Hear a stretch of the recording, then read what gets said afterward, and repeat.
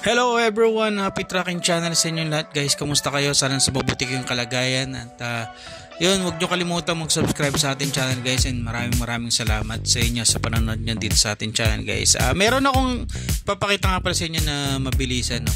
Ito yung nakaraan. Isa nga pala itong 6WG1 na Super Chrome, Super Class A guys, no? Ayan, no? Kita nyo, no? Kasama na ho yan sa mabibili nyo sa truck na ganito. 6-wheeler ho siya, no? Manual transmission siya. Yan, no? And CRDA siya, pero maganda dito custom type, no? Ito yung mga high grade or yung mga hindi tinipid sa materyales. At kita-kita nyo naman, no? Fully accessory siya na original na stainless naman talaga at chrome face siya, no? And syempre kung magtatanong kayo kung magkano yung mga ganitong unit, ang alam ko, hindi ako nagkakamali guys, maabot ata ito ng mga 1.7 or 1.8 million, no? Pero guys, yan, pakita ko sa inyo yung chassis nyo. And naka-original, naka-molly na rin to, no? And kita nyo guys, sa chassis na to, napakalinis, no? Walang kalawang, no? Kahit naka-recon na siya, talagang kalidad. At tawag dito guys, yung unlocks ng dating niya, no? Napaka-elegante ng unit, no? Kaya kung ikaw naghahanap ng mga ganitong klaseng unit, doon guys sa presyo na binanggit ko, estimated ko lang naman ho yun, no? Pwede nyo pang ma-less yun. Tapos pagkatapos natin dito guys, no, pupunta muna tayo sa ibang dealer kagaya dito. Yan, nagpunta muna tayo sa ibang dealer. 10-wheeler naman to na 6WG1. Naalala ko meron tayong subscribers na ganap ng 6WG1 ng mga 10-wheeler guys. Kadalasan mga ganyan, umabot ng 2 million, 2.2 yan.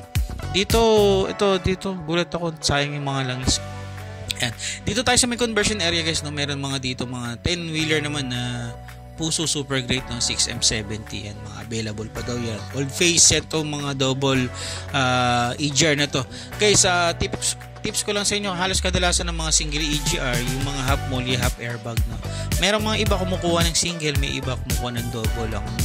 Ang iba, ang comment nila sa mga single ay masyado na daw luma. And then guys, meron din ditong 12-wheeler. Yan, naalala nyo to guys, no, na-post ko to. And available na to for viewing dito sa yard. Pero kung pupuntahan nyo to ngayon, maaari guys na mabutan nyo na under conversion na siya, no? Hindi nyo na siya mapapa-start. Pero and still, pwede nyo pa rin makita yung kanyang mga chassis kung bulok ba o hindi. Meron din dito bagong dating na 14 feet na close pan kagaya nyan. And CRDI na po yan, no? Then dito guys, meron din siya ditong 12-wheeler. Ayan, itong 12-wheeler naman ito inline naman po yan. Hindi, CRDI pala to. Then, yan, kadalasan mga 6M70 na new base madalas nating makikita dito sa kanila, no? Na makita ko dito sa tipo. Tapos punta tayo sa ibang area, no? Meron dito mga dump truck naman, no? Ayan, mga 10 PE dump truck na bubble top. Meron din dito flatbed. And then sa part na to guys, no, kakaunti pa lang yung mga dumating. Pero update ko ngayon sa itong upload ko nakaraan, yun, nandun na yung mga new arrival. Dito kasi sa video na to, medyo late uploaded lang po ako, kaya halos wala pang mga bago. Yan pa lang po ang mga naipapakita ko sa inyo. Nagdadatingan pa lang po sila.